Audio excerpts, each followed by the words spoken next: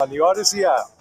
Now, to our Jefferson Financial Federal Credit Union studios in the heart of New Orleans, here are attorneys Albert Nicaud and Doug Sunseri. Hey, good morning. Doug Sunseri, Albert Nicaud, your weekend lawyers, all things legal. Give us a call, 260-1870, or text us in Oakland Heart Talk and text line at 260-1870. Good morning, Albert. Hey, Doug, what's up? Nothing much. Dog days of summer, Saints training camp, LSU started camp. Football is in the air. Football is in the heat index of 115 or 110, whatever it is. So it's coming. It's coming. And I want to thank Cullen for briefing me on training camp. Our great engineer. He gave me about a week's information in 5 minutes, very concisely. So, but sort of quiet, a little bit quiet out of training camp. No major injuries, no major controversies. Year-end injuries. I think there's probably less. I want to say not feedback, but with camp being in California, there's probably, I want to say less scrutiny, but less comes out than if you had it in New Orleans. I saw the sense. Well, and I think people are a little bit distracted by the Olympics right now. Yeah, true. I think people are watching the Olympics. We've got, a local playing beach volleyball. We've got, a lot of Louisiana representation and just the U.S. and, the whole Katie Ledecky thing. I mean, all that I think is a little distracted. Sure. We just started the track and field, which, the Americans typically excel at. So, I'm enjoying watching it. Yeah. I watched mixed doubles ping pong. I watched that. Gold medal. I watched some of that. I watched the preliminary rounds. The quickness, and that's probably the quickest game in all of sports. It's unbelievable how fast that ball goes back. And then you're not standing there. You got to get out of the way of your partner and let your partner hit the next hit, and then jump out of the way and anticipate where the ball's going to be. It's amazing to watch how unbelievably quick these people are and how they anticipate where the other one's going to go. And it was really something. The interesting thing about the Olympics is if you would have track and field on a Sunday afternoon, maybe the NCAA champions, or you have the swimming, world champions on just on a typical afternoon, you'd never watch it. Or most people wouldn't. I mean, very few people would. But when you come to the Olympics, it's sort of like a once in a 4-year deal where you sort of just zero in and just get into sports, certain sports that you wouldn't get into. For your country. Yeah, that's true. For your country too, so I don't care, if it's, horseback riding. I'm looking for the Americans to win it. So, it's something that I would not ordinarily never turn on the television, but that's fair. It's fun. I've been enjoying it. I enjoy it every year. It honestly reminds me of when I was a kid. We moved to Covington in 1972. And we were renovating the first house we moved into. I was going into 6th grade, so I was probably 11. And it ended up that there was the Olympics that year, and it was the March. That was the Munich Olympics. Yeah, with the hostages. Yeah, it was Munich, and so we had the TV on the whole night as we were, and I actually the whole day because it was summertime, so we'd work during the day and then shower up, eat, and watch the Olympics at night. It's funny you say that. So ever since then, I kind of got hooked. It's funny you say that because I think the first Olympics I sort of remember was '68. I was 6 years old, and that was Mexico City. That was the George Foreman Olympics, I guess is the best way of putting it. And I sort of remember certain aspects of that, but my first really into it was 1972 with Munich because we grew up in Metairie, had a little swim club in our neighborhood, Lakeside Country Club, and they used to have watch parties. And what they would do is they would put TVs out, and then they would put sort of like a bleacher configuration. And everybody in at the swimming and it's like a little swimming and tennis club, very very small, and they would have these watch parties, and we'd watch it all day, and during and we were out of school, and even during the week, it was like a really really big deal. And there was a swim and tennis club, so you had Mark Spitz at the time, who was swimming, Right. got his 7 gold medals, and I do remember, the hostages, which was just like I think I was 10 years old at the time, and when you're young and you see those type of events, it makes a profound, impression on you, more so, Mm-hmm. and that was Well, and the thing about Mark Spitz, he was in 7 events. He won 7 gold medals and 7 world records. That was the amazing part. It was 7 events, 7 gold medals, 7 world records. I don't know if that's ever been duplicated. People have won a bunch of medals in an event. I mean, in an Olympics, but it was incredible. He was just head and shoulders above everyone. Now the '72 Olympics was also famous for the basketball debacle when we lost to the Russians, and basically what happened was it was 50. I think it was 50 to 49. Very hard fought game. A lot of controversial calls. Russia had the ball. When they at the end of the game, yeah, they gave him 2. Like 2 or 3 times they called it back and said no. They gave him 2 bites of the apple because they had basically threw a full court pass and the clock ran out, and somehow, which is still unexplainable, they gave him a second opportunity to do that, and then they threw it length of the court, and they basically caught it near the basket, popped it in, and they won. And in the United States at the time, the United States had amateurs.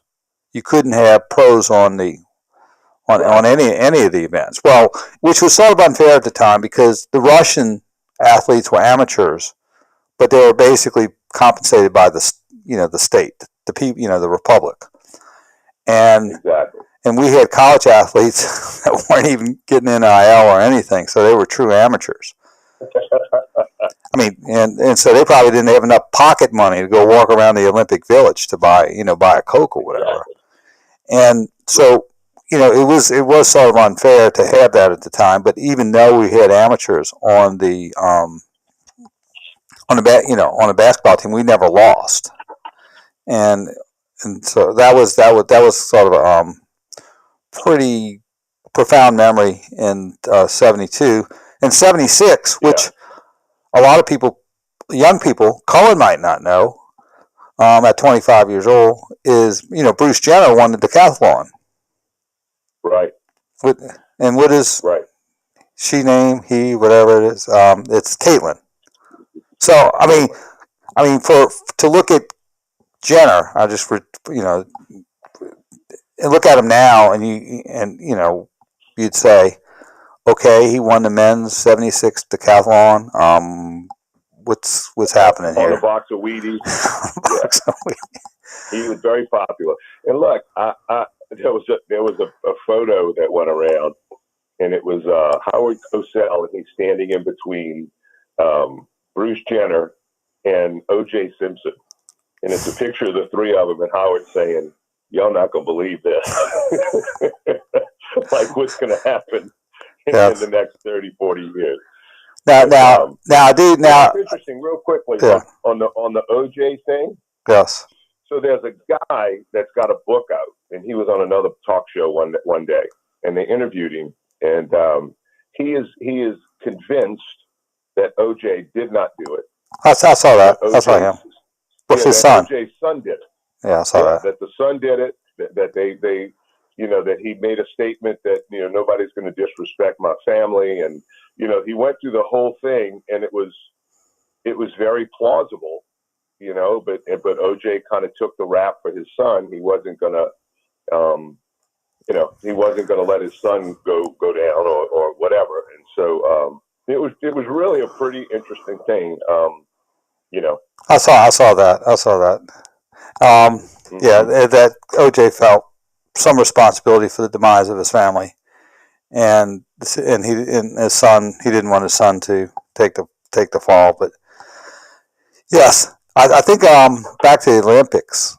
I think another memory I remember is in '76 in Montreal, they had Sugar Ray Leonard and Howard Cosell.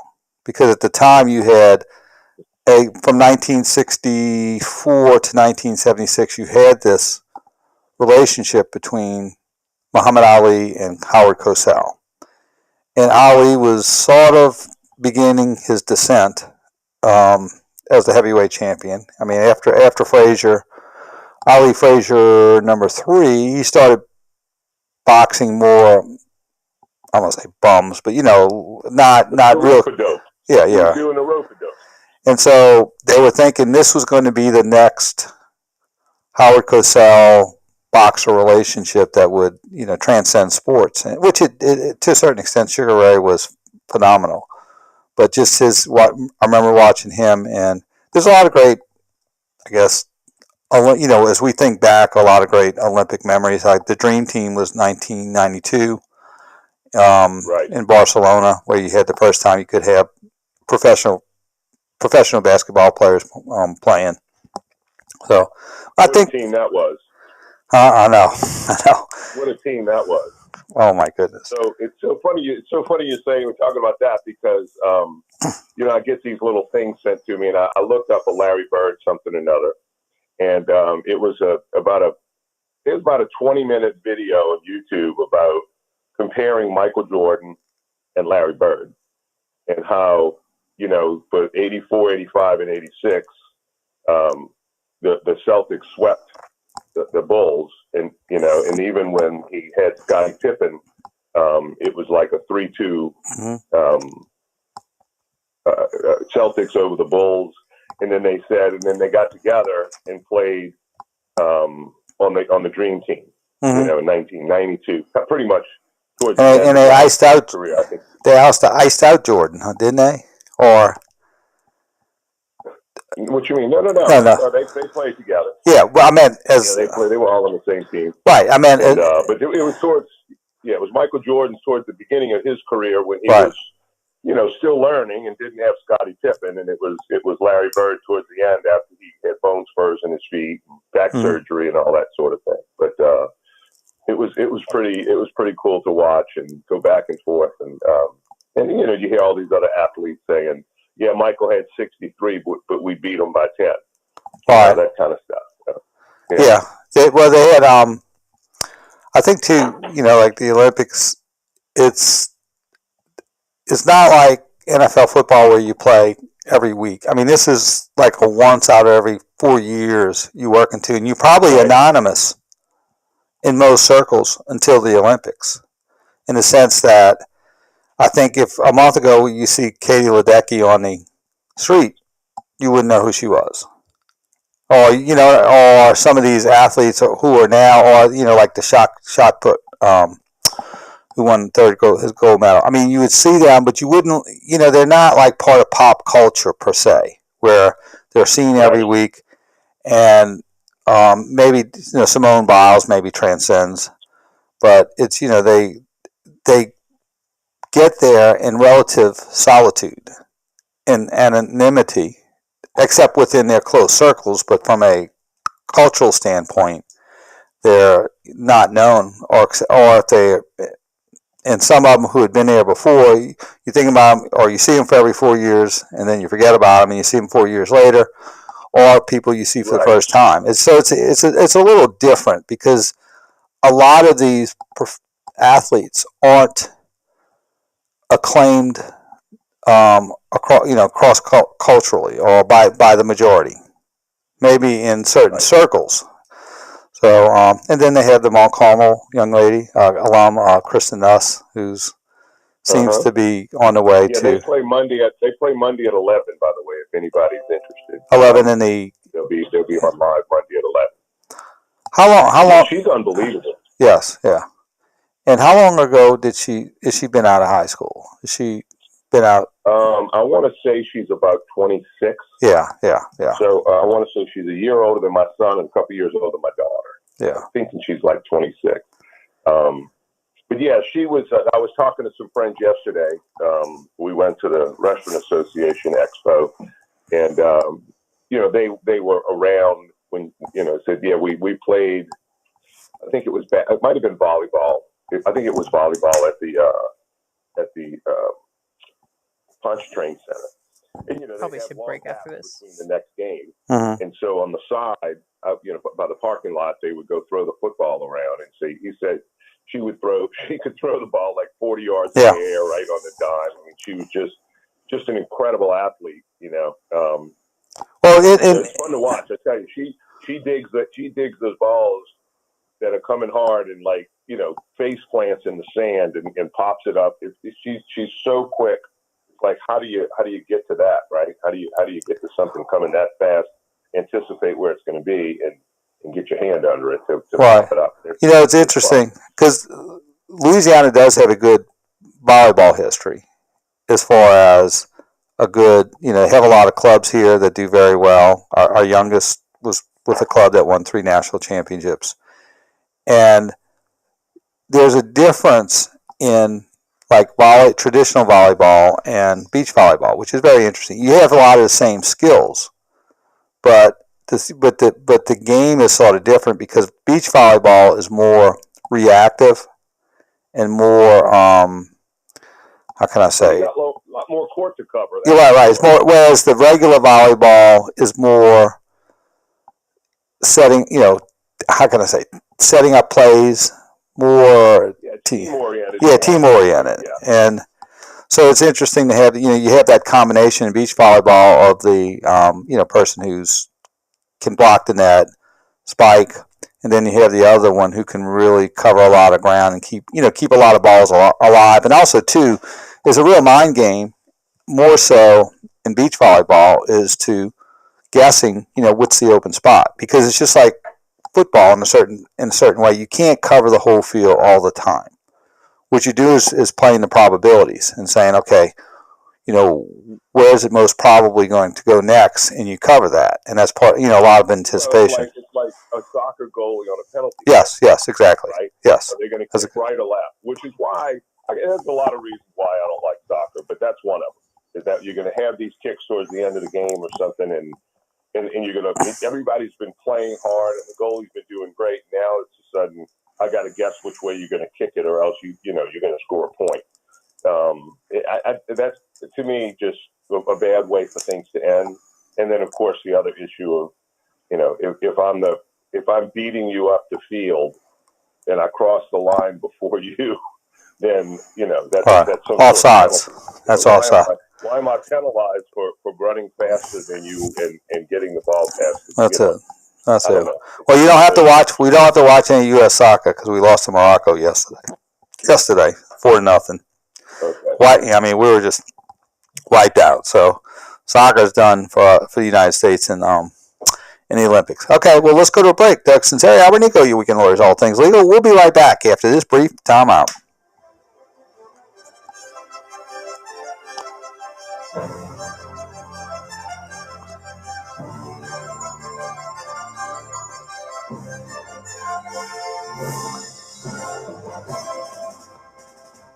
Good choice. What was the other theme they had for the Olympics? They had another theme. That's the only, to me, when I hear the Olympics, that's what I hear. No, they had a theme before. It's going yeah. You can pull it up. It's another theme. We went I'm not a good musical orator, but for the first, gentlemen, this is a very short break. I mean, about 2 minutes or so. We do have a caller right out the bat. We have Bruce from Mandeville calling about, they say that you've talked about this before. I've never heard you talk about it, but again, he gave me 2 different words to describe this. Liberative prescription. Oh yeah, Albert will do that. Of restrictions. Okay, Albert, I answer that. Get back on track. Tell Albert that one. 722-1040. That's I'm glad you told me this. 985-722-1040. Or reach out to us at I'm glad I told you what.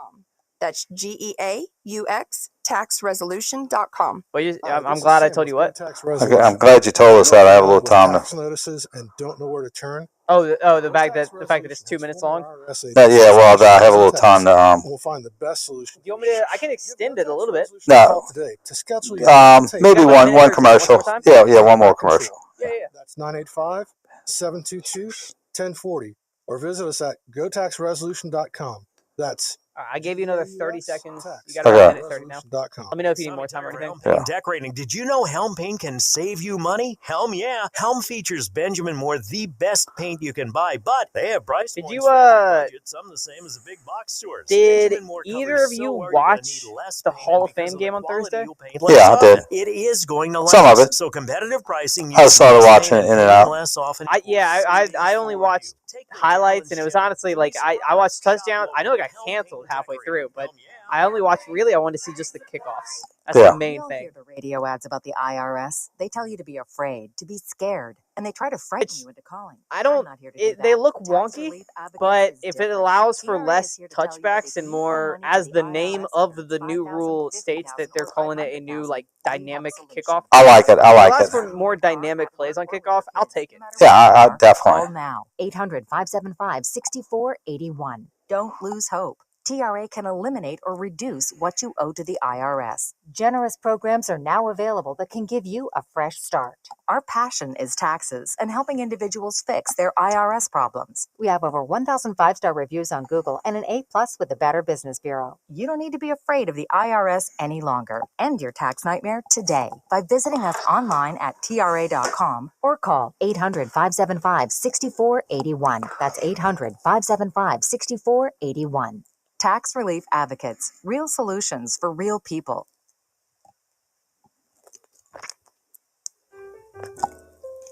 All things legal with Doug Sunseri and Albert Nicaud on WWL and Odyssey Station. Again, it's Bruce Connect from now. Mandeville. Yeah. Winhart Jewelers talking text line 504-260-1870. Hey, we're back. Doug Sunseri, Albert Nicaud, your weekend lawyers, all things legal. We're on till 10 o'clock today. Let's go to the phone lines. Let's go to Bruce from God's Country in Mandeville. Hey, Bruce, what do you have for us? Huh? Hey, I got a little layup question for you. I know you're real familiar with this. So, Louisiana, I think it's Statute 782, talks about abandonment or release of a restriction. You know, when a subdivision doesn't enforce a bylaw over a 2-year period, and let's say 10 years goes by, and you got a subdivision that just doesn't have even though they have restrictions and covenants, they really don't have a board, and they just let anything go that happens. So I understand that after 2 years, if they don't enforce a restriction, then the restriction goes away based on, the liberative prescription. Is that correct? Well, I don't know if that's a layup, but that might be a layup probably after you take the bar exam. But there is Let me say this. They also make it aware that they're aware of the fact that the restrictions have not been enforced for the last 10 years. Yeah, I mean, so it's not like you got to go to them and they argue with you. Yeah, our Civil Code Article 782 makes a reference that building restrictions are terminated by abandonment of the whole plan or general abandonment of a particular restriction. When the entire plan is abandoned, the affected areas are freed of all the restrictions. When a particular restriction is abandoned, and the affected area is freed of the restriction only. Now, for the 2 years, let me see. I would say I can't confirm it was 2 years at this point, but would I think the 2 Yeah, it's 2 years. I think the 2-year restriction applies to a particular violation.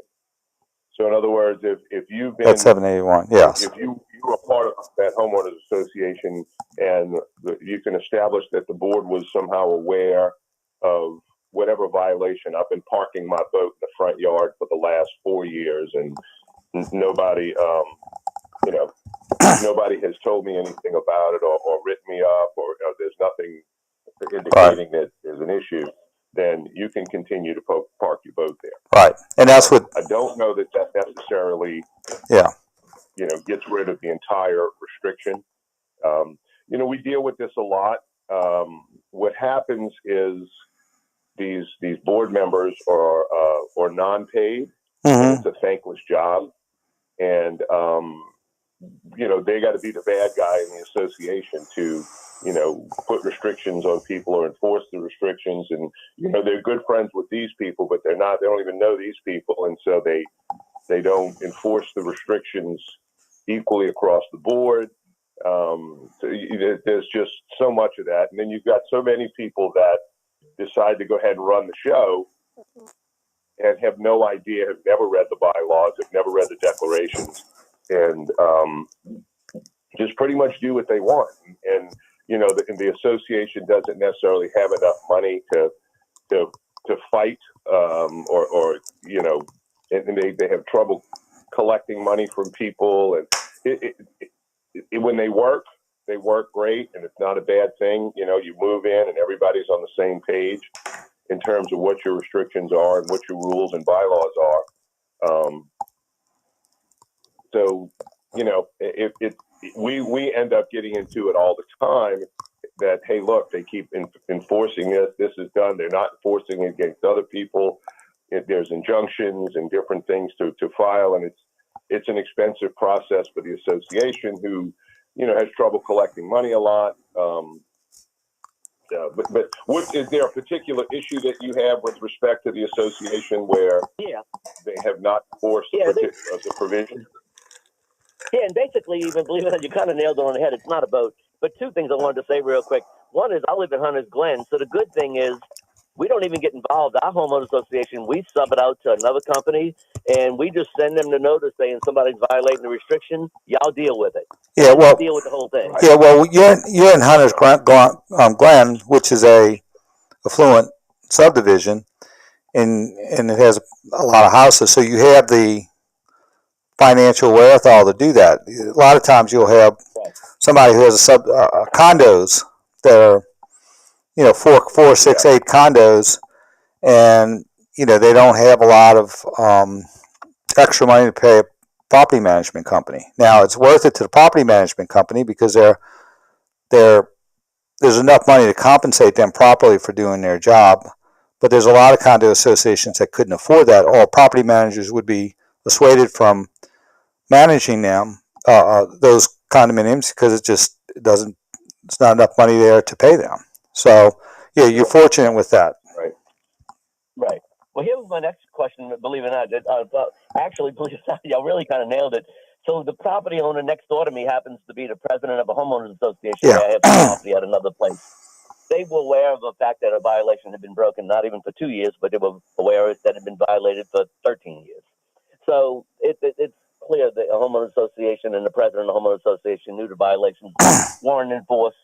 The homeowner association was really not even in the organization anymore. They had, Secretary of State was no longer, but nevertheless, so that goes by, and that's pretty simple. And then there's another law, Louisiana 5625, which basically is on the same thing, but instead of being on a subdivision, it goes against a parish.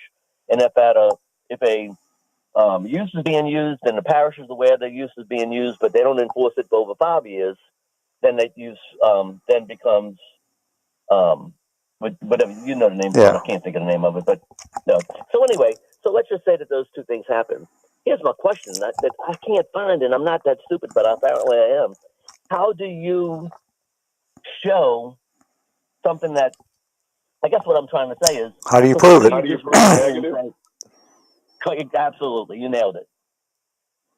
Well, I think what you wait for somebody to send you a violation, right? Or notice of violation, and you say, okay, well, look, I've been doing this for this many years, and he lives next door to me and has never reported it, said a word to me. I don't have any notice whatsoever. Couple things. We can probably break after this guy. Problem.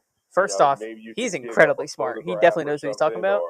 And from wherever. we can break and then circle back. We can obviously, before we go to break, we can say, hey, we just helped that guy. Call us. We got open phone lines. Numbers 504-260. 10-year ago photograph that shows a boat in front of your house. So I mean, there's ways to kind of establish that you've been doing this for quite some time, and that nobody's said a word, and therefore, it's pretty much abandoned.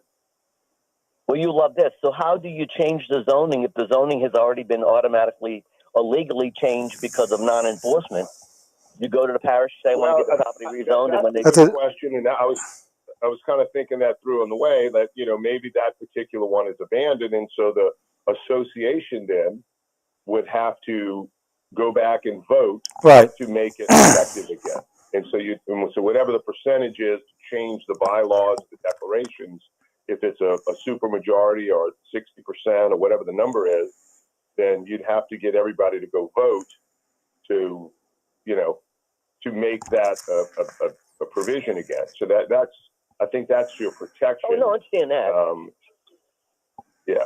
No, but I guess what I'm trying to say is that if you've got a property that was residential and now because of the parish not enforcing it over a 6-year period, it then becomes that use.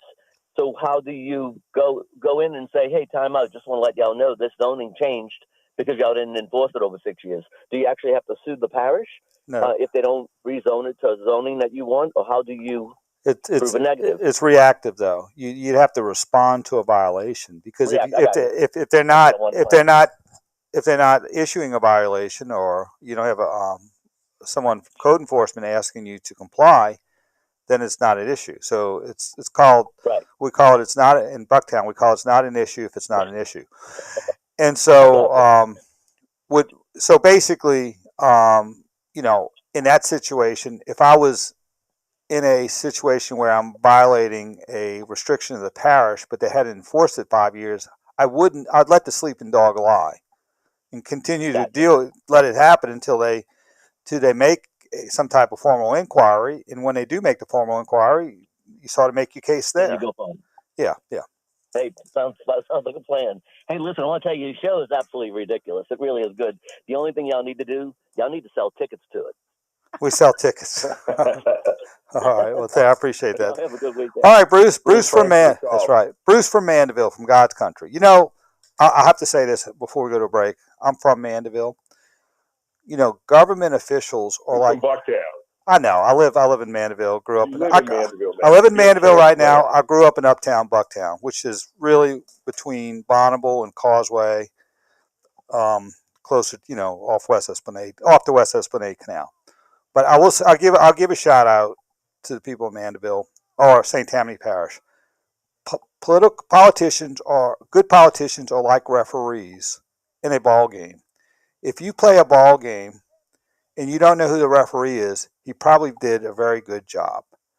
And in St. Tammany Parish, if you have in your city services work, you have crime enforcement, you have roads for the most part being taken care of, you have in government services being done, you just take it for granted that it's happening. And so that you really may not even know who your councilman is. You may not know who your parish president is. You may not know who your mayor is because they're doing their job. And so I just want to commend people in St. Tammany, politicians in St. Tammany Parish. Y'all do a great job. And so that's why I call it God's country. So let's go to a break. Doug Sunseri, Albert Nicaud, your weekend lawyers, all things legal. We'll be right back after this brief time out.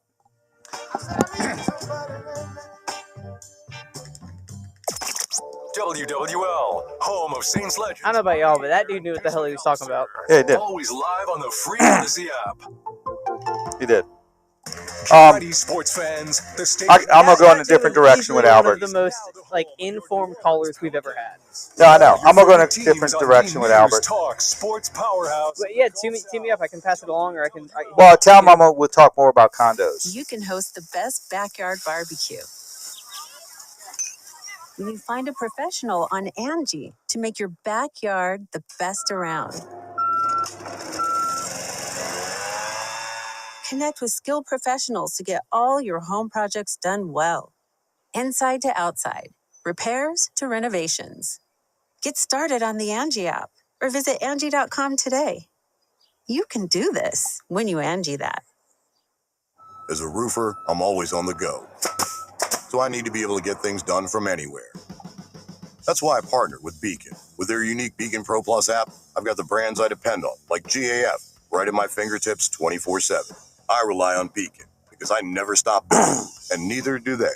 Now through September 15th, purchase GAF through Beacon Pro Plus and earn up to $1,500. Go to BECN.com or download the Beacon Pro Plus app today. So you said we're going to Condos. condos next? Yeah, condos. Host of All Things Legal on Sunday morning. Prompted by the last guy? Yeah. Because I think it's good. It's a good jumping off point. Also, we learn home wills and powers of. We are cruising for time. Law firm, we make the complex understandable. Call me at my Metairie office at 504-837-1304. Or call me, the boss lady, on the North Shore in Mandeville at 985-624-9697.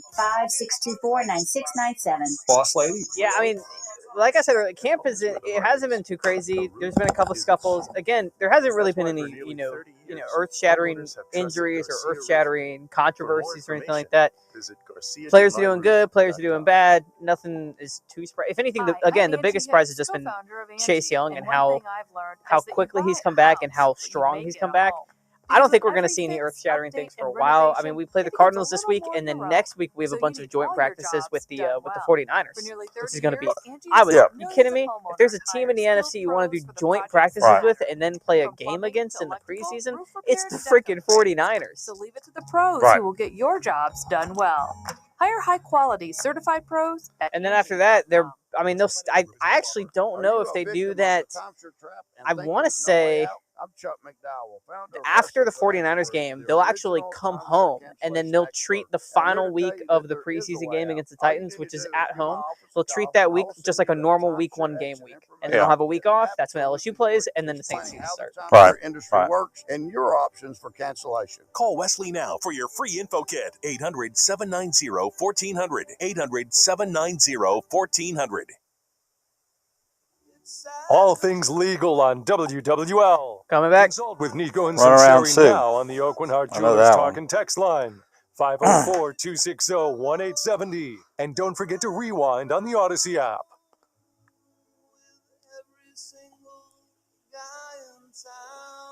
Waiting for the drop. Yes. We're back to Dion. Huh? Run around. There's a Dion, right, Colin? Yeah, I mean, is there another version of No. the song you I'm prefer? just. I think 1958, 1959. I wasn't around, but Albert, we're back. Yeah. I have something for you now. Interest rates have bounced around between now 6-7%. You got high insurance costs. You got young people who are renting, who want to buy a home one day, and they can't because the opportunities are less because you got inflation, a lot of other factors, and sometimes they may be looking to buy a condominium as opposed to a home because it may be more within their budget. But what would you tell a young homeowner? Some from a legal perspective, some of the things they need to know about condominiums and how that's different from maybe just traditional home ownership. Great question. We deal with this a lot. When there is a sale of a condominium, your real estate agent is supposed to get for you, if you have a real estate agent representing the buyer, there's supposed to be a certified copy of the latest version of the declarations, bylaws, etc., provided to the purchaser so they know what they're getting into. But what the best thing to do is to go around the neighborhood, honestly, and just, if you see somebody walking their dog or whatever and say, hey, look, I'm thinking about buying a condo in this complex. How is the board? What's going on with, are there any assessments coming up? Or, and that's in your disclosure statement, that's one of the things that they have you answer is that, are there any assessments coming up in the next 12 months that, that you're aware of as the seller that, may be sprung upon this buyer without knowledge. And so ask those questions. Hey, do they enforce the bylaws? Is the board broken? Is it run by a dictator who, says it's my way or the highway? Or is it, do a lot of people attend any meetings? And is the budget accurate? I mean, all these kinds of things, because they're supposed to, the board is supposed to have a budget every year. They're supposed to have an annual meeting. They're supposed to vote on the budget and, have a, some of them, it's so sad. They again, they try to do what they can do because they're volunteers and not paid, but there's no balance sheet. They don't say, okay, here's what we collected last year. Here's what we paid for expenses. We put aside some money for maintenance. We put aside some money for a deductible for our insurance company in the event we have a storm. Those are the financially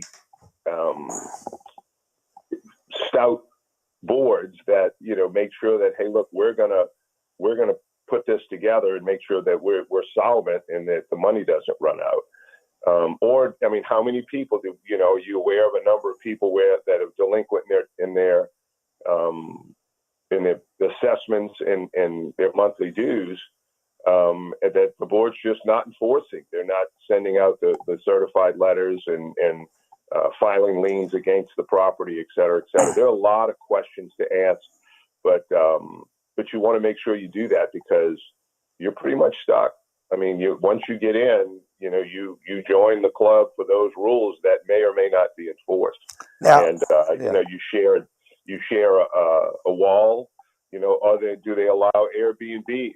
Do they allow rentals? Do they, all that kind of stuff? You want to just ask a lot of questions that could avoid problems down the road. Now, a lot of times the issues regarding condominiums are exacerbated, or issues with condominiums when you have an event like a hurricane, and whether the condominium association has enough insurance to pay money, and what insurance money goes to your unit, and what where and how it's allocated to others, and if you could tell us a little bit about how that works. If you have dealt with a number of those, dealt with one recently, a very big condominium in New Orleans. The president and treasurer were buying a lot of things they shouldn't have been buying for themselves. A lot of Amazon orders and just a whole misspending of the money. And, when they wanted me to go look into it, and I ended up, saying, hey, look, it's going to cost, $30,000, $40,000, $50,000 for a forensic CPA to go through these books and records for the last however many years, and then because we're going to need an expert to prove that they were in fact doing this. And so, at that point they said, we don't know if it's worth it. And so they just kind of let them slide. And, at some point, even if you, in a condo situation, even if you have violated the law and misappropriated money after a few years, that kind of goes away if nobody does anything about it. So it's a struggle. And, I've seen situations. I own a unit in New Orleans in a complex, but it's a townhome. It's a little different because you own the dirt, but it's similar. They're separate buildings. And, each of the buildings, you might have 6 to a unit or 8 to a building. But there was a one, close to the lakefront that, the board, I was getting these calls and they're like, look, they went and they spent this money and they put granite countertops and the board put granite countertops and redid their units and paid to have all of these upgrades for their units. And now they're telling us, oh, we don't have enough money for your units, and they got their units done first, and just total breach of fiduciary duty, which you're required to provide.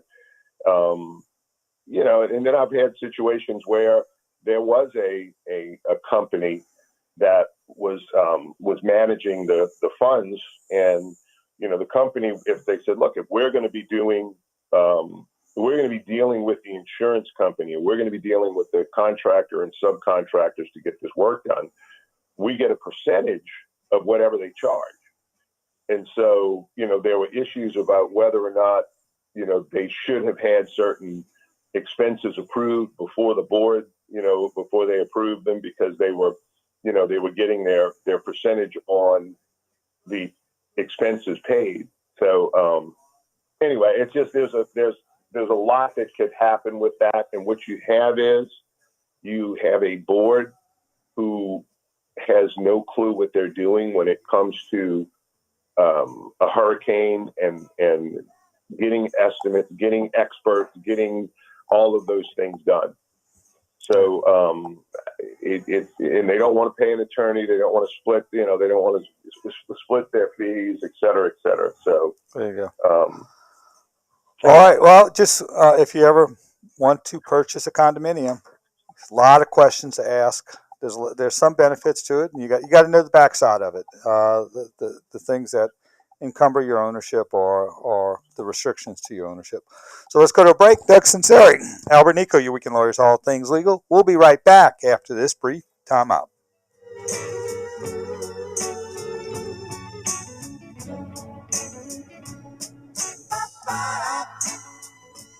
WWL, home of WWL First News Early Edition with Dave Cohen. Always live on the free Odyssey app. Get the WWL shows you love delivered to your phone free. Download the Odyssey app and follow your favorites. Tommy Tucker, Newell Normand, Scoot. Listen when you want, how you want. Or tell your smart speaker, play WWL.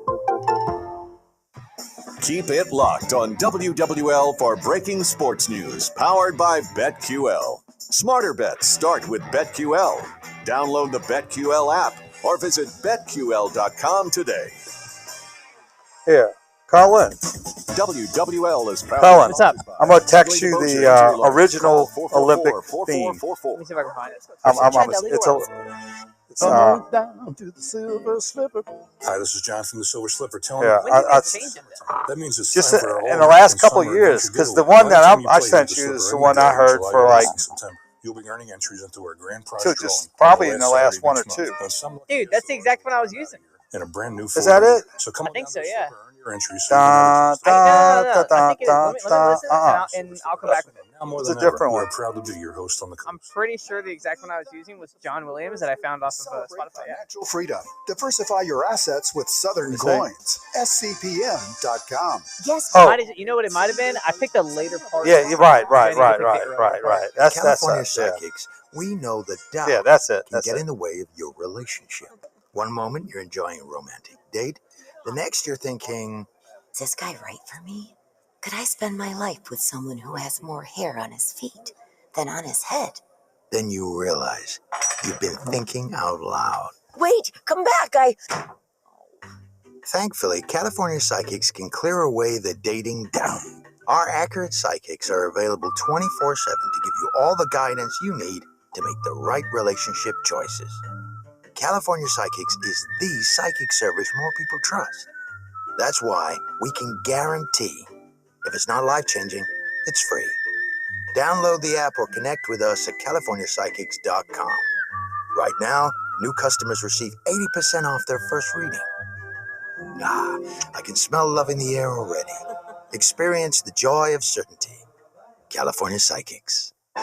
Hey, fantasy football owners. The road to winning your fantasy football championship starts now. I'm Matt Harmon from Reception Perception. Join me and James Coe as we take a deep dive into the position that's going to make or break your fantasy roster. Wide receivers. We analyze route running, target share, and all the metrics that matter, giving you the insights you need to draft the best wide receivers. As you prep for your draft, let us give you the coverage you need. Follow and listen to Reception Perception on the free Odyssey app or wherever you get your podcasts.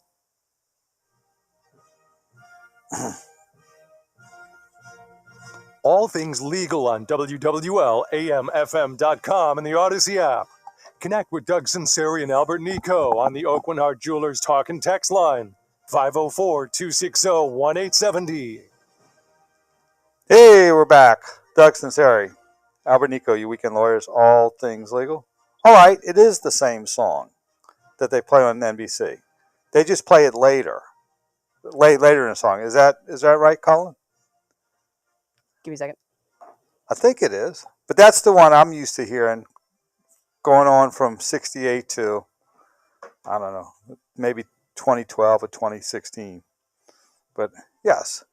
So, well, we only got a couple of minutes before we go to national news and local news. What is today? Are they having track and field, I guess, and some gymnastics? Do you remember Olga Corbett in 72? Yeah.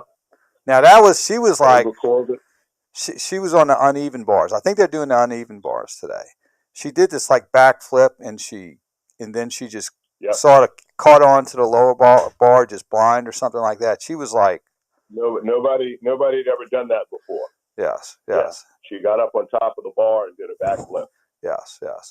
So it's sort of interesting. The Russians obviously aren't in the Olympics. They have a few of them who are, are participating without a country. I liked it, and it could have been this way, but for the Ukraine war, like in the 72 and 76 Olympics, 80 Olympics, 84, you just didn't like the Russians. I mean, it was like, it was an extension of the Cold War. Right. It absolutely was. Yeah. And it was. I mean, you really like when you lost or you won, like in the 1980 hockey upset. It was just felt almost like life and death, and or when you were playing basketball or what have you. I mean, it was like LSU, Alabama, or some, probably more intense than that. So don't have that as much between countries as they used to at the Olympics. They all seem to love each other and that sort of thing. All right, we'll see you in next hour. The News Talk Sports. Sorry, I was talking with Ian. Huh? I was talking with one of our news guys. We're trying to figure out, we had a caller call in like 10 minutes before the show and say that our FM feed was off and it was static. Yeah. And I couldn't find any evidence in here that tells me that we're not on the air. Yeah. And then, at 8:20, I had another caller call in and say that we're also off the air. And I'm trying to figure out, because the last time this happened, our engineers told me that we had, they were doing maintenance or whatever, but I can't find anyone in the building. And I texted both of them and got no answer. I'm going to call them and see if I can figure something out. They'll definitely Do you want me to check? Let me see. Let me see if I can find. Let me find find if I can find my. Have a radio. Let me check my transistor radio. Let me go see. I'll be back. Okay. Call Danny. I have it somewhere. With Let me Donald find Trump. if I can find it. There are you got a couple minutes. Escalation with the fighting in the Middle East and of the war. I'm going to run off mic too to check. Both sides insist they don't want the shadow conflict to escalate into open war. The potential for a fatal error is high. Deputy National Security Advisor John Feiner told Face the Nation why the U.S. has moved additional military assets to the region. That is entirely focused on defending Israel against potential threats it may face, and out of our desire to both deter those threats, defend against them, and ultimately de-escalate this situation and avoid it sliding into a regional war. Tropical storm Debbie's intensifying. Meteorologist David Parkinson tells us it's expected to make landfall on the Gulf Coast of Florida by midday on Monday. This storm is going to be known for the rainfall and the flooding that it is going to bring, because unfortunately, once the storm makes landfall, it is not going to move quickly. And as we have seen with countless tropical systems in the past, when storms slow down and get stuck, that is when flooding happens. It's been a hard weekend for firefighters battling numerous wildfires across the country. In Colorado, crews are attacking the Quarry Fire south of Denver, where this woman lives. Honestly, I just am so glad to have my pets and my mom. I really hope that they are able to contain it and save the houses, but the important part is here.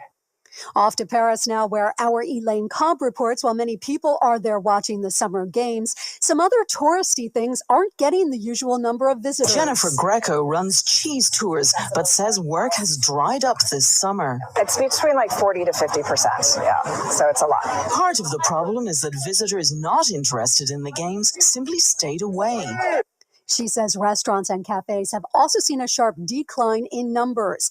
If you didn't go to Paris and you're sitting on your couch watching more Olympics today, there's the men's and women's medley relay in swimming, the track and field men's 100 final, and gymnastics finals. This is CBS News. Think O'Reilly Auto Parts for all your car care needs. Get the parts and service you need fast from the professional parts people at O'Reilly Auto Parts.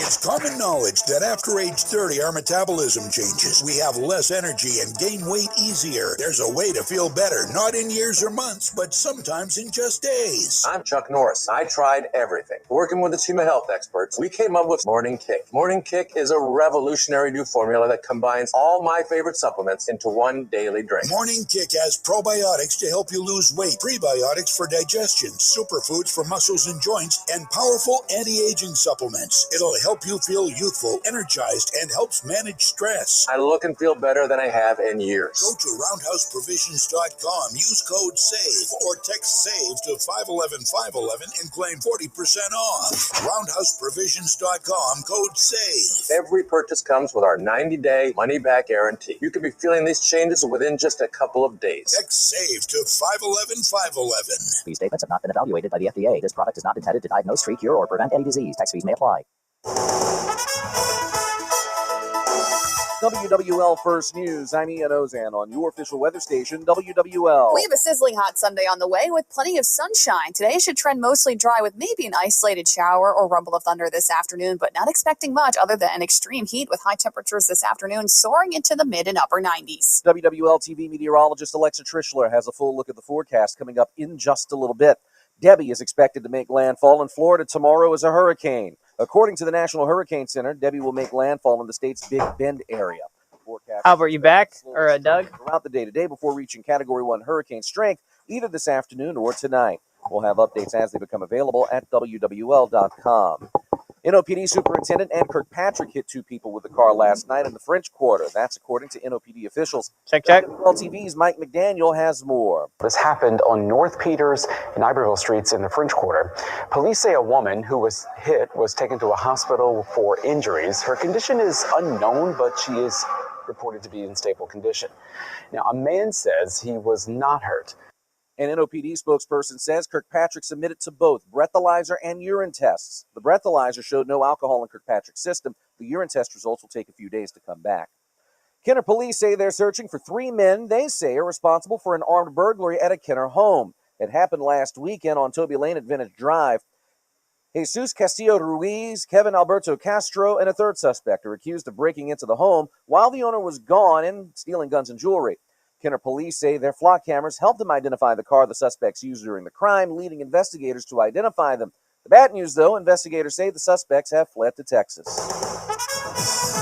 Sports time. Here's WWL's Charlie Long. This WWL Sports Update is brought to you by People's Health. The Saints wrapped up another day of padded training camp practice in Irvine, California. On day 9 of camp, they did some red zone work to close things out, and it was generally a strong day for the team's offensive attack. After practice, head coach Dennis Allen praised the creativity of the Saints offense under new OC Clint Kubiak. I don't think we've gone any 2 consecutive days where we've seen the same exact play. Now, we've seen the same concepts, but they've all come off of some sort of different formation, different personnel grouping, different motion, fast motion, regular motion, all these different things that we're seeing is good to see from an offensive standpoint. I think our guys have been creative in what they are asking our guys to do, and I think our guys have been able to execute those plays. So it's one thing to say you want to be creative and do all these unique things, but you still have to be able to execute those plays, and so I think our offense has done a nice job of that. I think that's going to prepare ourselves defensively throughout the course of the season. We're seeing some things that, all right, I found it. Defense, stress our technique, stress our rules. And so when you see those things, then you have to be able to adjust. And it's been refreshing. You back? To see.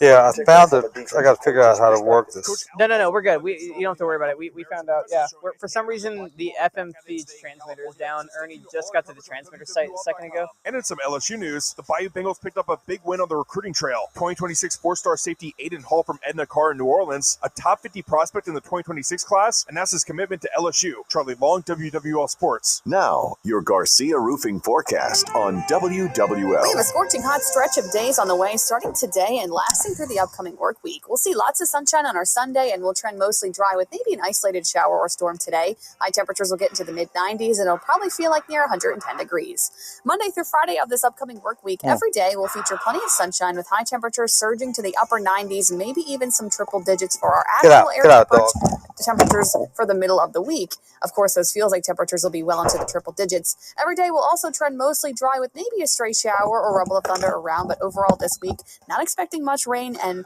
really the big thing is going to be the oppressive heat and humidity. From WWL Louisiana, I'm meteorologist Alexa Trischler. And I'm Ian Ozan, WWL First News. From WWL, the news, talk, sports powerhouse of the Gulf South, it's All Things Legal with Doug Sunseri and Albert Nicaud. Underwritten by Nicaud and Sunseri Law Firm. Join us on the Oakland Jewelers Talk and Text line, 504-260-1870. I'm glad that you remembered to hit go live on the broadcast. I've been trying to remind you. Thank you. In the heart of New Orleans, here are attorneys Albert Nicaud and Doug Sunseri. Hey, we're back. Hour number 2, Doug Sunseri, Albert Nicaud, your weekend lawyers, all things legal. We should be on for another 5 weeks until opening day for the Saints. Colin, who we open up with? I used to study the schedule when I was a kid. Opening day, the first game? Yes. Panthers. Panthers, that's at home? I think it's at home. I want to say Panthers at home. So that'd be September 10th, 9th? Would that be the 9th? Yes. 8th, maybe? Yeah, the 8th. 8th. Okay. So that is, yes, that's at right. home. At home. So we'll be on through Labor Day, and then we'll be on Sunday mornings when the Saints are not playing at 12 noon. If they play at 3, or they play Monday night or Sunday night or Thursday night, we'll be on. We'd go Panthers, and then we'd be off when they play the Cowboys, Eagles, Falcons, and back right before they play the Chiefs. Ugh. Okay, so and with 28 days from LSU USC for the countdown, I think I start counting down around 135 days. So we're getting close. But yes, well, training camp seems very quiet. I'm sort of 8 and 9 right now. If I had to make a prediction today, the Saints would be like 5 and 9. And then they'll win their last 3, and they'll say, "Oh, we got some momentum for next year." That's my assessment right now. They're good enough to win 7, 8 games. I don't know that they have the talent level to get past that. They're okay, but what superstars do we have on our team?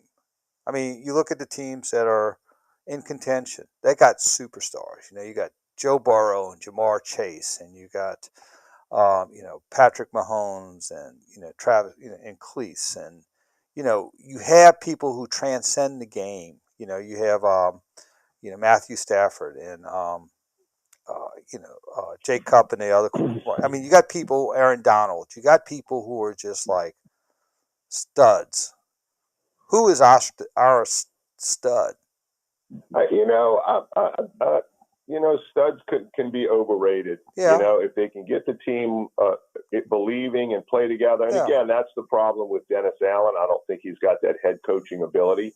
But if you can, you can get those guys playing together, get them on the same page, get them believing that they can do it. Because listen, every one of the guys in the NFL has been a stud since high school. They've been the best. They've been all state. They've been all everything in high school, in college, and everywhere. And a good NFL coach gets them to buy into the system and gets them to play hard every week and gets them prepared. And I don't know that Dennis Allen has those skills. And as a result, the team's not going to be as good as they can be. But don't count them out. I think we got a view last year of the Saints with injuries all over the offensive side of the ball, and and ended up being a play or two out of the playoffs. So now that it looks like we're the offensive line's still a question, obviously, but now that it looks like they're at least healthy, and listen and be patient, right? I like our chances against the Panthers. Yes. But then all of a sudden, Cowboys, then Eagles, then Falcons, which is going to be tougher. Yes. Then Chiefs, then Bucks. So all of a sudden we've got, if we end up 3-3 in the first 6 games, then we get, yeah. I would be thrilled. I would be thrilled. Well, and then after that, it gets more reasonable. If what I see with the Saints is they have a ceiling of 7. I mean, a floor of 7 and a ceiling of 10.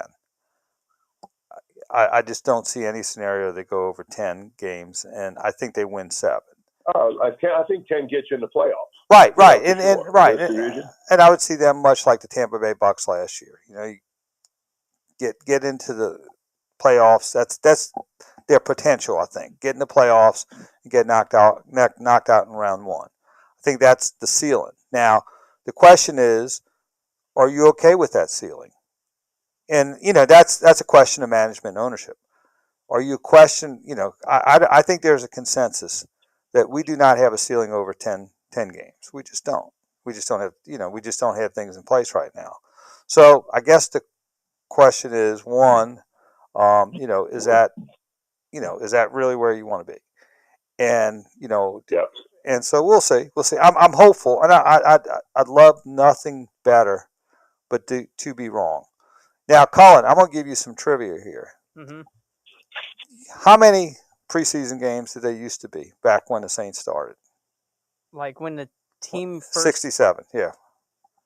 Didn't it go up and then back down? Like, wasn't it 2 and then it inevitably got to 4 and then now it's back at 3? Other way. It used to be 6. They used to have start at 6? 6 preseason games from 1967 to 1976, I believe. How many games a year were they playing at that point? 14. Like, they were playing 14. So that's still 20 though. And so in 1967, when the Saints became an expansion franchise, they lost their first preseason game and they won their next 5. So there was a heightened sense of optimism for their first year. Now, the reason why is they had an expansion draft. And in the expansion draft, there was 2 philosophies. Tom Fears, who was the coach at the time, wanted to get young guys to build with them and grow with them.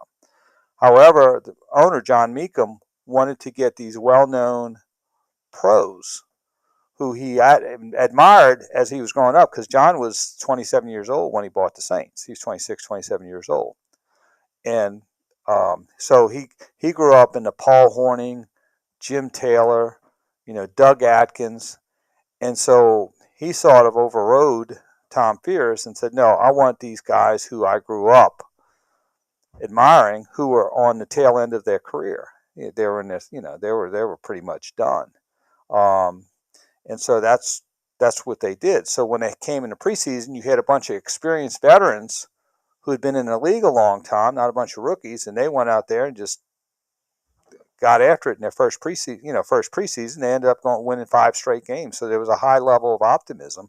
In fact, I think in the 5th preseason game, they actually beat the LA Rams, who they opened up with in the first year. So it's interesting to think. I remember the days. I know, Albert, you remember those days when you went through 6 weeks of preseason. I mean, my goodness, that's a freaking season. Yeah. So they went down to 4. They went down to 4, and it's different. There was but keep in mind too, Doug, it was the only game in town, right? Yes. And so you didn't have ESPN back then. Right. You didn't have all of these other distractions, other things to watch. So, this was the only thing that the New Orleans folks had to watch. We didn't have a basketball team. We didn't have a baseball team. This was it. And so everybody watched what they could. They certainly went to the games because they had blackouts back in the day. Yeah. And here's another thing. If the games didn't sell out. Here's another thing about the old Saints is going to preseason games in August in the day. That was you had to be Tulane Stadium. Yes, Tulane Stadium. You had to be probably consume some cold ones to keep you a little cool, but more so. And the Dixie beer packs and Dixie space packs. Yes.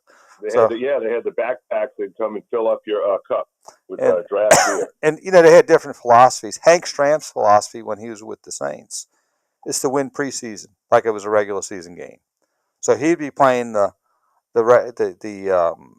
first team, and all the other teams were playing their third and fourth team. And he had a great preseason record throughout his entire career, much with also with the Saints. But so that was an interesting thing. But they had gone from they had gone down to 4, I think, during Hank Stram's time here, his 2 years here. But it's just interesting. Are you guys remotely prepared to see a possible 2 preseason game, 18 game, 2 bye week season? I think that's coming because you didn't have off-season camp. Now, if from my days working with the old Saints or Bill Becknell, I got to know a lot of the old Saints. The Billy Kilmer, Danny Abramowitz era. And what they did was training camp was different, I guess, in the sense that you would go to training camp to get into shape. So a lot of the players were out of shape when they came to training camp, and they used that time period to get in shape. A lot of smoking on the sideline. Well, that was also, but also too, they had jobs. They had their Saints job and they had off-season jobs. Some drove beer trucks, some worked for the newspaper, some worked for oil field companies, some were substitute teachers because the pay was a lot different. So it was a different deal. Now you have mini camp, you have OTAs, you have all that. So the preseason games are probably less necessary. And then they have, like next week, the Saints are scrimmaging the 49ers. So you have a little less, you have a lot to evaluate, an evaluation period that you have that is outside of games right now. So I do think it's coming to 18. The reason they don't go from 16 to 18 is because they have to deal with the Players Association. And that's why they're doing this incrementally, because the Players Association is going to want a lot of concessions if they go to 18 games. And I would bet that a lot of the concessions would be expanded rosters. 100%. They would want also to increase the post-career compensation for the players, because they're going to say, playing 18 games is going to incrementally increase the health problems that a lot of players have because of the physical toll it takes on them. Also, they're going to probably want some concessions on revenue sharing. So I think that the owners would do it in a heartbeat right now, but they can't do it without the Players Association. And, the players are like, if you go to a Super Bowl now, you would be playing 22 regular season games. And when you play football, it's like getting in 22 car wrecks in consecutive weeks. Serious car wrecks. And, it takes a toll. So they, and it's interesting that the NFL Players Association with the, Thursday night games, that poses a big problem when you have 3 days for recovery. That makes you more susceptible to injury also. So it is going that way. It's just a matter of when the owners will want to, what they have to give up, and what the NFLPA will take. So we'll see. I think one of the things I'm interested to see for the preseason is the Spencer Rattler and Jake Haener battle. So I think that'll be very compelling to see who can step up. And ultimately, if the Saints are going to have success long term,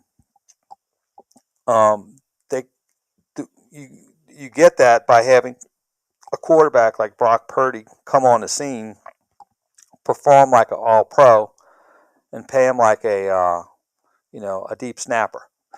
So where you can have a quarterback who's above average quality, who you're paying on their rookie contract, especially if they're a 4th or 5th round pick. So it'll be interesting to see if Haener or Rattler, one, who's going to take the second job? 2, do they show the potential to be a long-term answer for the Saints, or do you draft someone else next year and try to get lucky again?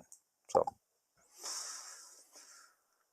Yeah, I think I'm a fan of Rattler. I like his ability. He's kind of a gunslinger. I think he's if they can get him into the system and teach him the system and get him up to speed, I think he's got a future in the pros. He's done some good things I think if Rattler was the top quarterback coming out of high school 5 years ago, I think, and I'm going to make a comparison to Arch Manning. I think it serves Arch Manning very well to sit 2 years and watch, because I think he's going to be able to incrementally pick up the difference in the college games. And I think when Arch Manning starts next year at the UT, I think he's going to be ready. And I think that, he'll have those 2 years are going to be beneficial to him. I think with Spencer Rattler, he basically came out of high school. They threw him into Oklahoma, and he wasn't and I think it just sort of overwhelmed him to a certain extent. And he made a lot of mistakes, and they made the change with Caleb Williams.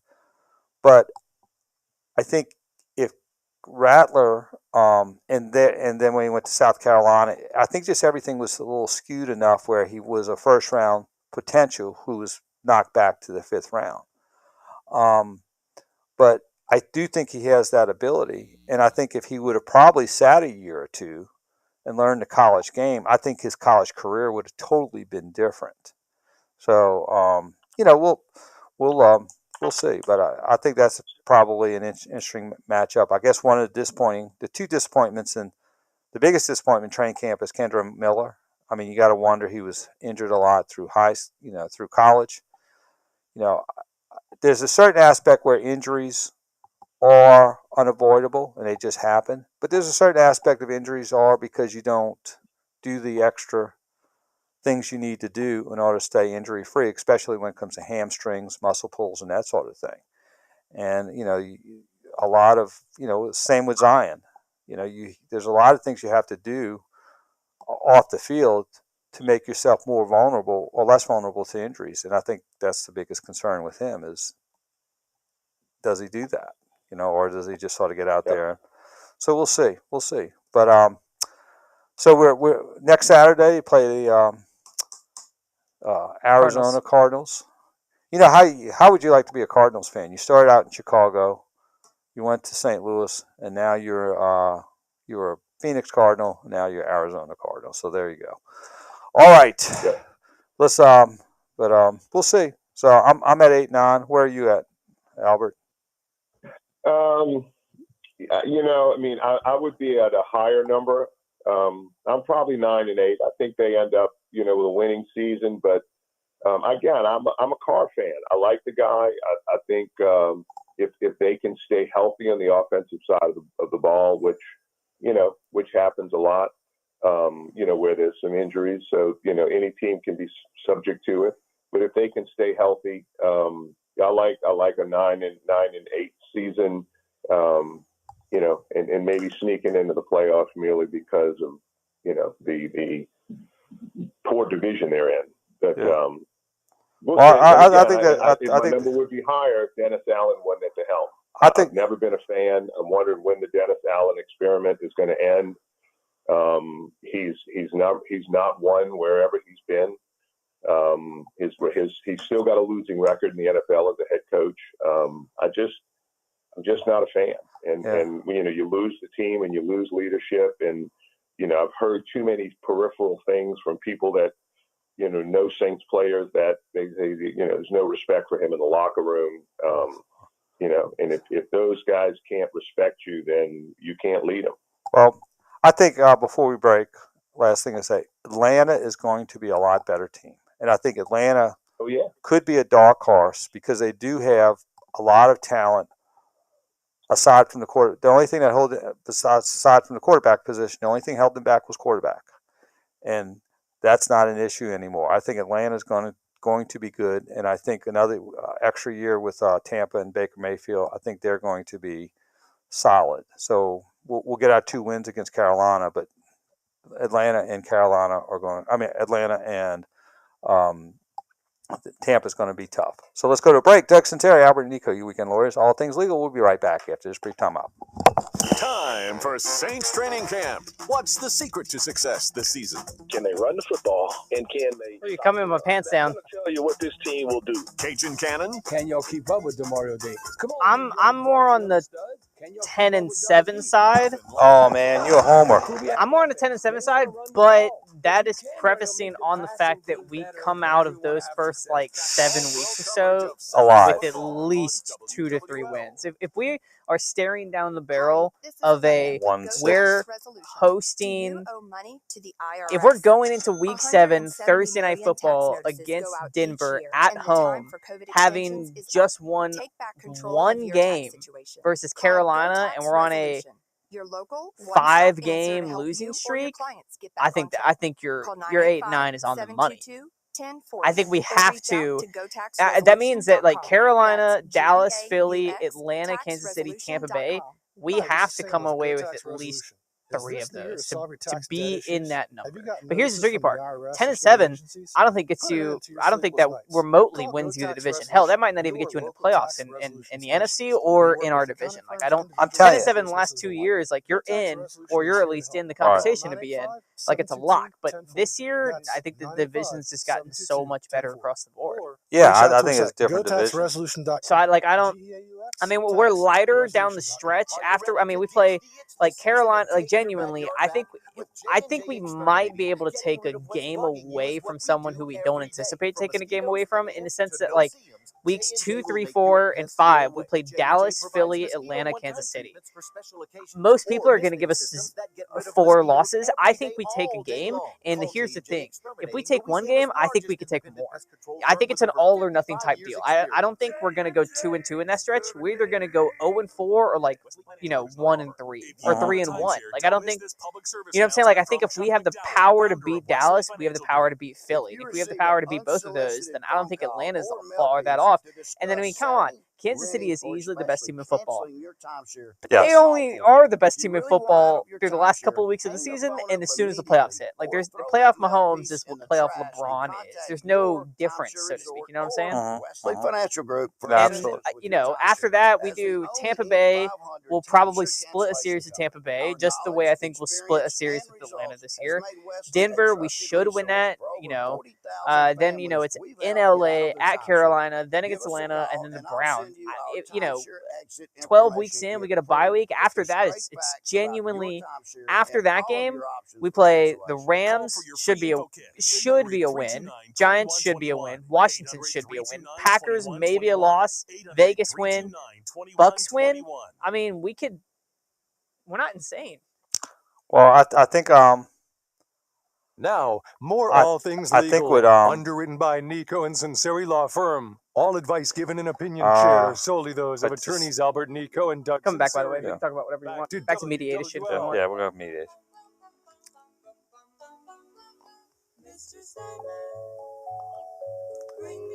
Hey, we're back. Doug Sunseri, Albert Nicaud, your weekend lawyers. All things legal. Yes. That is that's 19. Who's that out? Colin? That's the Come on. Oh. It's on the tip of your tongue. Come on. I know. You know the year, but you don't know the group. I want to say Dixie. That's not Dixie Cups. The Cordettes? Cordettes. There you go. I had the year, but not the group. You always have the year, but not the group. Yes. I don't get know how one you or do two. that. I get one or two. Want to talk a little bit about this, and this is sort of a general topic. Albert, we've been doing this for 36 years. It seemed like our first 10 years, a lot of disputes were resolved in trials. It seemed like I was getting ready for trials every other weekend when we were starting out. And now, probably 99% of disputes get resolved in probably some type of mediation. Informal mediation, formal mediation, or mediation mandated by the courts, or settlement conferences, which is in essence a mediation that's conducted maybe by magistrate judges. But it's very interesting. Now I think young lawyers might have been practicing 10 years and haven't tried a case because every case they've worked on has resolved by mediation. I remember it was an interesting conversation I had in 1983. At LSU, I was asking for a letter of recommendation from a First Circuit Court of Appeals judge. His name was Chief Sarton. And, when you ask for a recommendation of someone who's been in the industry for a long time, he's going to give it to you, but he's going to tell you what the state of the legal industry. And he had said there's something that's going to be very big in the future is called mediation. He said there's too many cases, not enough judges, and nothing's getting resolved. He says, I'm going to start a mediation firm. And he turned out to be, it was the first mediation firm that was formed in Louisiana. And he started something that has now taken off since the late 1980s. But today, chances are, if you have a legal dispute, you're probably not going to have a win a loss in a trial. It's probably going to be mediated, and you'll probably, statistically, 95, 96% of the time, you're going to get to a resolution. Yeah, so what it makes you do, lawyers will work their file along with the, however many other files they might have, whether it be 50, 60, 100, 200, whatever their caseload is. And they, this is another file in the drawer, I guess now in the computer. And so they're working it and they're keeping up with it, whatever, but they don't have to go explain it to someone. They don't have to go present it. And so what mediation does is, and keep in mind for those who are not so familiar, there's a big, big difference between mediation and arbitration. Mediation is a third party that's going to go back and forth and tell the other side how great your case is and how terrible their case is. And they're going to come back in your room and do the same thing. And their sole goal is to get you to resolve the case. They could care less about the merits. They could care less, who's right, who's wrong. Their whole objective is to get it settled. Arbitration's different. Arbitration is much like going to a judge, going before a judge. You present your evidence and they make a ruling. And there are very, very few instances in which that can be appealed. But with that said, when you go to a mediation, you're forced now to know everything about your case. You're forced to put all the little details together. You're forced to put your total demand together and to really evaluate what your liabilities are, what your strengths are in your case, et cetera, and then present it to a third party. And that third party will then, discuss it with you if they're good at what they do, and tell you where your weaknesses are. And what they do is your objective, when you're dealing with a client, right, is to confirm to them that, hey, look, I'm going to represent you zealously. I'm going to do the best I can to get the best result I can get, whether it's a lot of money in a personal injury case or some sort of construction hurricane case, whatever the case may be. And the other side's going to say, look, I'm an insurance company or defendant. I'm going to defend you and make the maybe try to get a zero or try to get the damages mitigated or minimized as much as I can, right? So they expect that zealous representation. You're going to go to bat for them and you're going to do this, this, and this. But then what happens is, a lot of attorneys don't necessarily set expectations for their clients, and really show where the holes are in the case. And that's I think the difference between a really good attorney and one that's, just kind of going through the motions, because you need to be able to step back objectively and look at the case and say, hey, look, we've got problems here. We don't have an expert that's going to say this, or we don't have, you've got pre-existing injuries, and now, what's it really worth? You went to the doctor complaining of the same thing 1 month before the accident. And so it forces you to sit down, and a good mediator will say, okay, look, and now all of a sudden you've got this third party looking at your client saying, you've got these problems. You could lose this. And it puts a little fear in their hearts, and it also gives them the understanding that, their lawyer may not be able to tell them 100% that, hey, look, I'm worried about this. I'm thinking that, if this happens, then we may not do so well, or we may lose the case altogether. Well, mediation forces that dynamic and forces a third party to come in and say, okay, look, I'm somebody on the outside. Maybe I was a former judge. Here's what I see. You need to come down on your number, or you need to come up on your number. Yeah, because I think, and it's difficult for a lawyer, because sometimes if you have a client who may misinterpret your stating the weaknesses of their case as to not zealously protecting their rights, or asserting their rights. In other words, a lot of times you'd say, if you tell a client, hey, these are some potential pitfalls you have, because we know the pitfalls. I mean, especially, if you, like the hurricane cases, we've done thousands of those in the last 20 years. We know the pitfalls, but a lot of times a client could misinterpret you telling them the pitfalls as saying, well, you don't believe in my case. And so it's easier sometimes to have someone who doesn't have a dog in the hunt to state that, because then the client may receive it differently. Let's talk about the other side. Let's put it in the context of a hurricane case. Would the mediator tell the insurance company? Insurance company is a $1 billion company. They're fighting over $25,000 or $30,000, $50,000 against a homeowner, and they could sustain the loss without a big deal. They can outlast them and not settle. They could not open up the checkbook. So what does the mediator tell the insurance company attorneys to prevail on them to settle? What are some of the things that might be the mediator would sort of beat up on the insurance company to move them? The easy answer is, look, this is a penalty case, right? I'm looking at the facts. They sent you a demand. They said, okay, look, here's our response.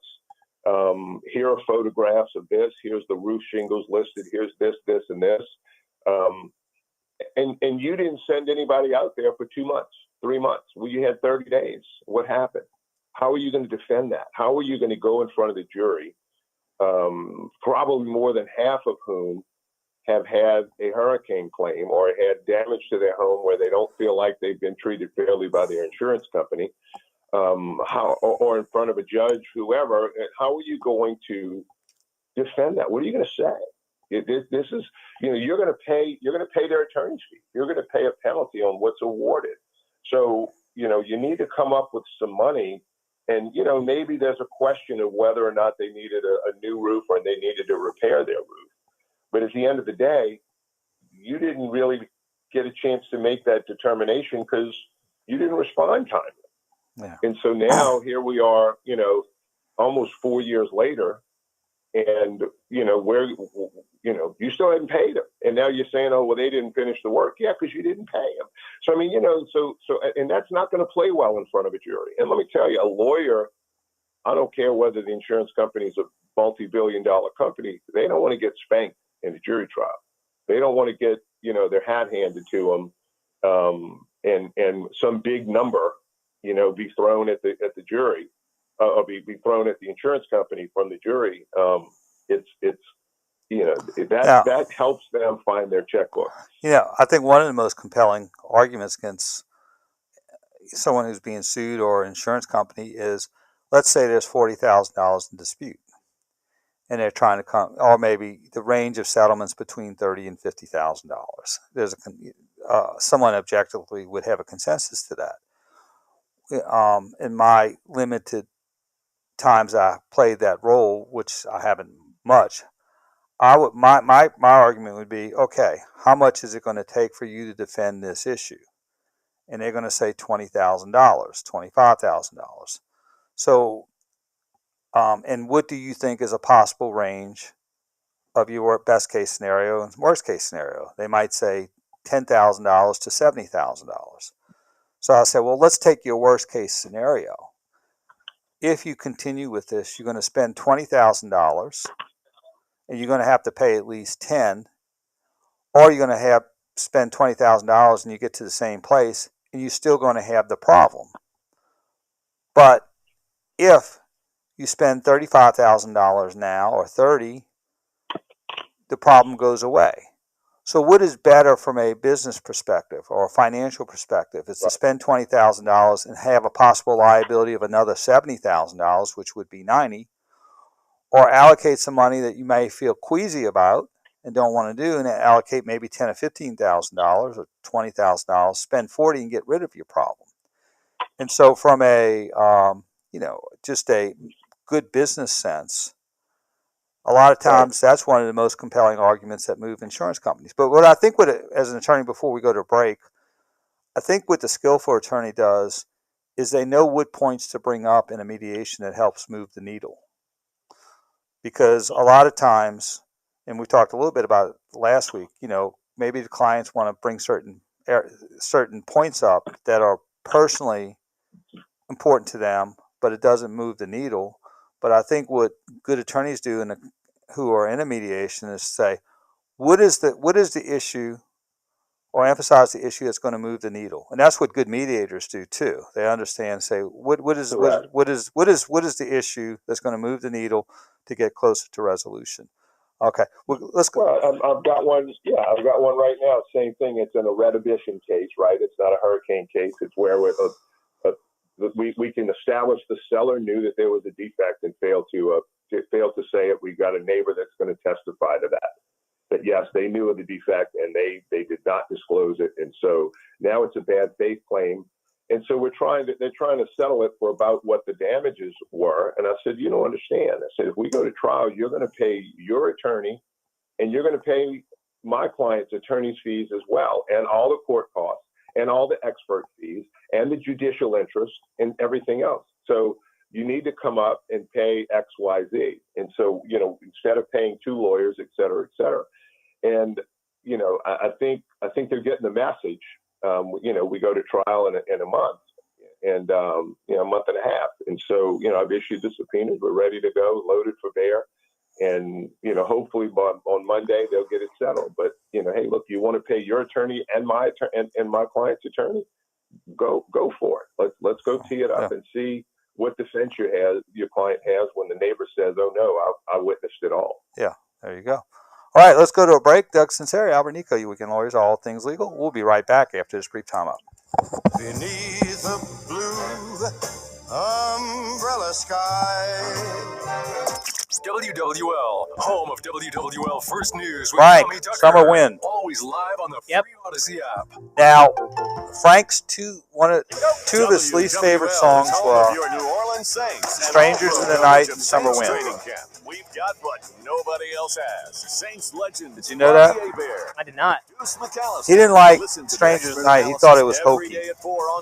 And I think he felt like he sang Summer Wind way too much.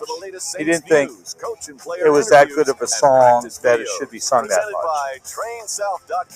Nothing stops a train air Just a little trivia there. WWL. But I think Summer Wind's great. This is a consumer alert to all U.S. taxpayers who owe the IRS Strangers in the Night sort of pop, or have you know. unfiled tax returns. Oh, how about If you owe this? 10,000 or more in Hot back Fun in the taxes, you can now Summer. take advantage of active programs that provide relief to struggling with, taxpayers and may reduce or eliminate what you Sly owe and if the you Family qualify. Stone. Even if you are facing liens, levies, You know that audits, wage garnishment, or already in a payment plan, call the Easy Tax Relief Helpline now to check what savings you may qualify for at 800-544-1527. You may qualify to reduce up to 99% of what you owe or for special programs. Gotcha. Once qualified and enrolled, you can rest assured that your assets are protected and all collection efforts will be stopped. Billions of dollars in savings are available through these relief programs for struggling taxpayers, but you must call to see if you qualify. To see what savings you qualify for, call 800-544-1527. 800-544-1527. That's 800-544-1527. As a roofer, I don't have time to fail. Homeowners rely on me, so I rely on Beacon. Beacon's unique network of branches work together to get me what I need when I need it. And with the Beacon Pro Plus app, I've got the brands I depend on, like GAF, right at my fingertips. Now through September 15th, purchase high-quality GAF with Beacon Pro Plus and earn up to $1,500. Go to B. You said what again? Hot Summer in the City? Hot Fun in the Summer. Hot Fun in the Summer. Sly and the Family Stone. Building. I learned patience. You haven't heard that one? Dad. I think I have. All he had to say was, I thought you'd know that. Just breathe. I do. Yeah, I recognize it. Hey. We're pretty good. All right, we do have another caller. Who's that? It is another Bruce, ironically enough. Foster care. Different one, though. It's Bruce from Metairie calling about a prenup for his daughter. All right, I got it. This message is brought to you by Adopt U.S. Kids, the U.S. Department of Health and Human Services, and the Ad Council. Summer is here, which means pool days, beach trips, and yeah, you guessed it, traffic jams. Oh yeah, and heat waves. Don't let summer catch you by surprise. Get the local news you need, no matter what you're up to, with the free Odyssey app, and never miss a beat with alerts on breaking stories sent directly to your phone. Listen today on the free Odyssey app. That's AUDACY. All things legal with Doug Sunseri and Albert Nicaud on WWL and Odyssey Station. Connect now on the Oak Winhart Jewelers Talk and Text line, 504-260-1870. Hey, we're back. Doug Sunseri, Albert Nicaud, your weekend lawyers. That's Sly Stone. I think it's 67, 68, 69. Sly had an afro that was impressive. It's about 6 feet long, 6 feet high, about 6 feet long. He was something. They had some good music. I yes. like them. Yes, they were awesome. I think Jeffrey Osborne came out of one of those, the bass singer, the baritone singer who came out of it. It wasn't Jeffrey Osborne. Yeah. One of them came out of that. All right, let's go to phone lines. Let's go to Bruce from Metri.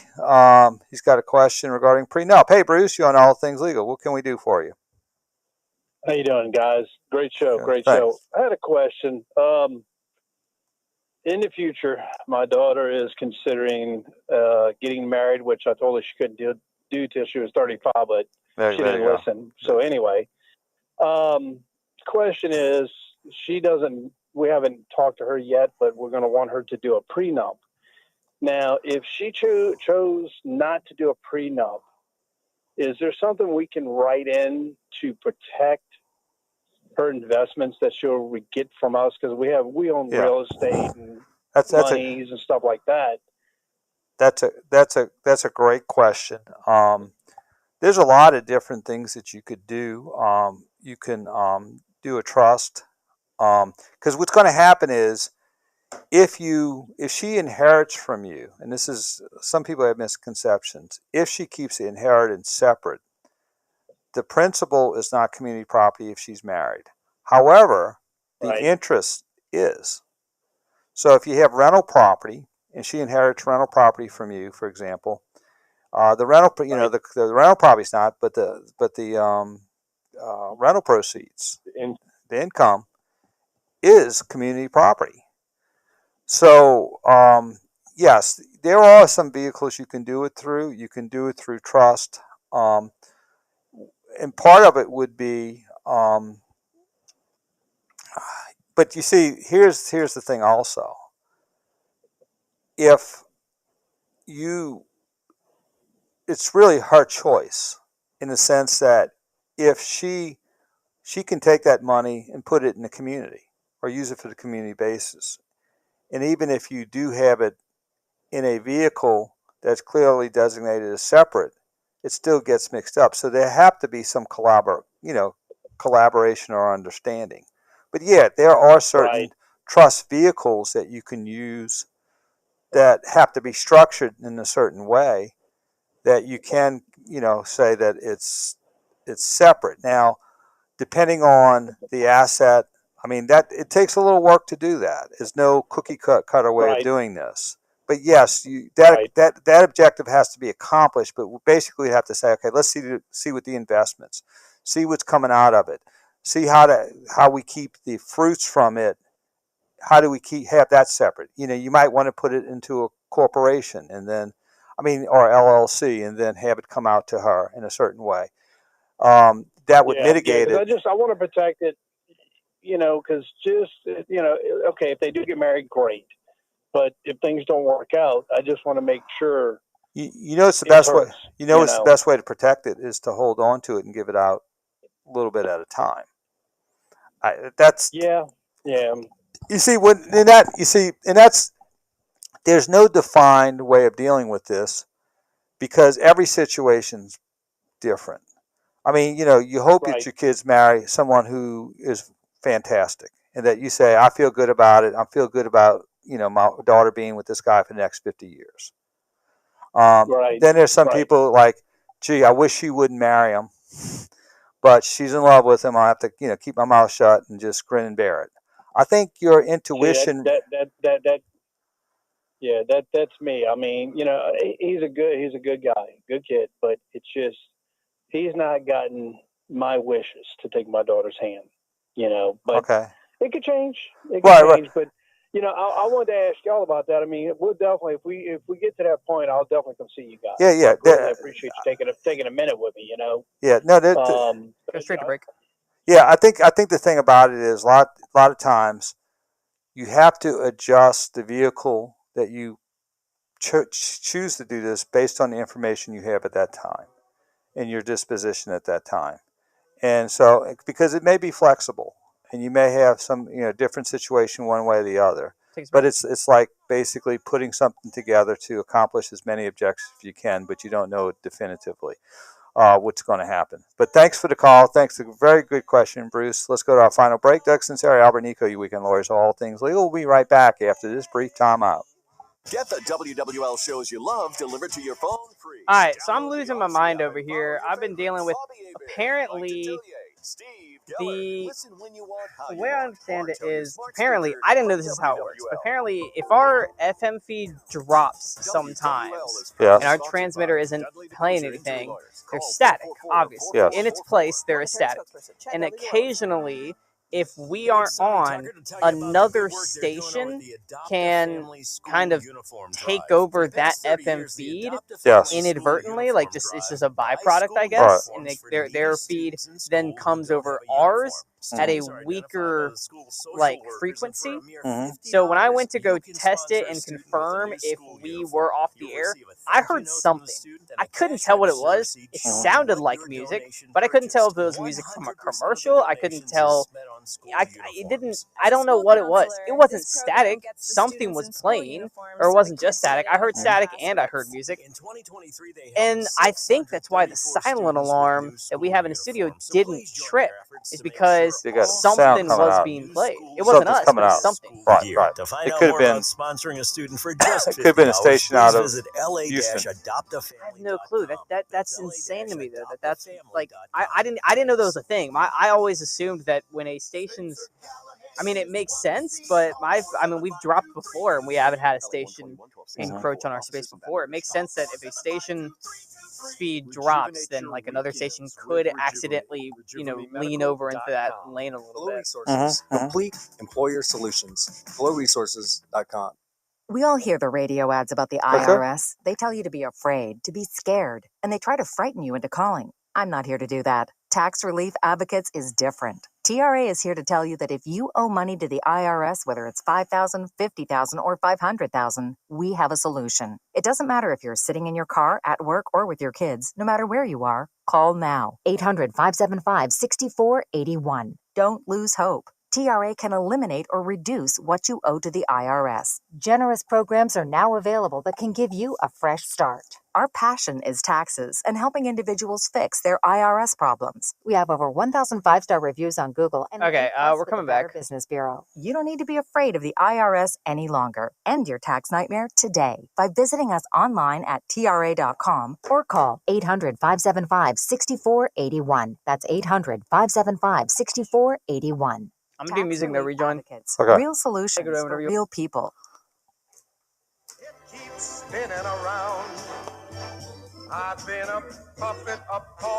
Hey, we're back. Doug Sunseri, Albert Nicaud, your weekend lawyers, all things legal. We'll be back next week at ample time here. We'll be back next week at 8 o'clock. All right, Albert, who's your favorite all-time Olympic athlete?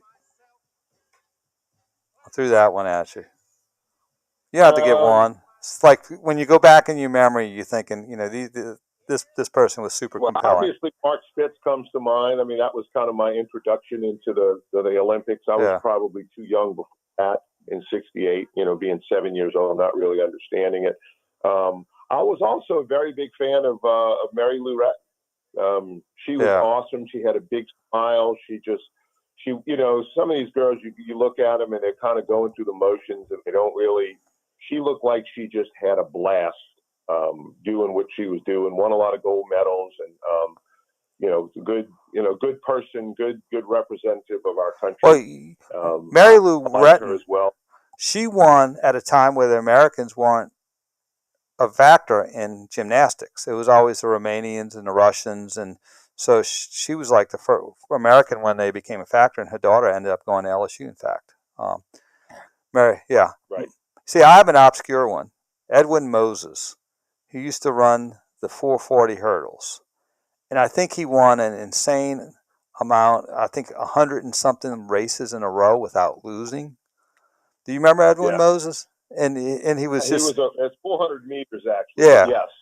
Yes. And so, now... No, I mean, there were a lot of them, you know.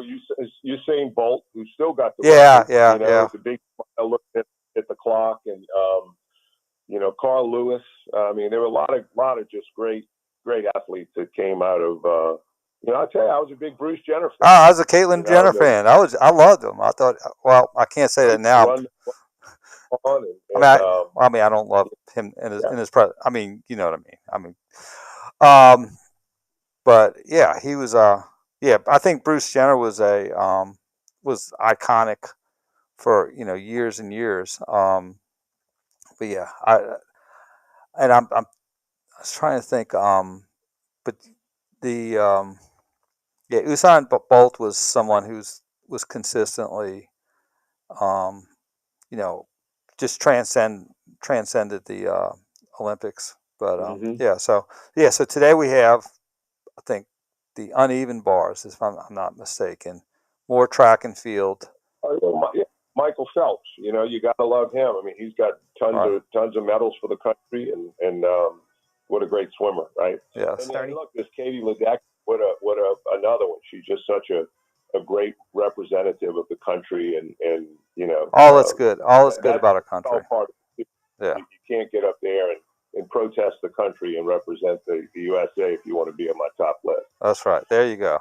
All right. Well, that's a wrap. We'll see you next week on All Things Legal. Have a wonderful week. Stay cool.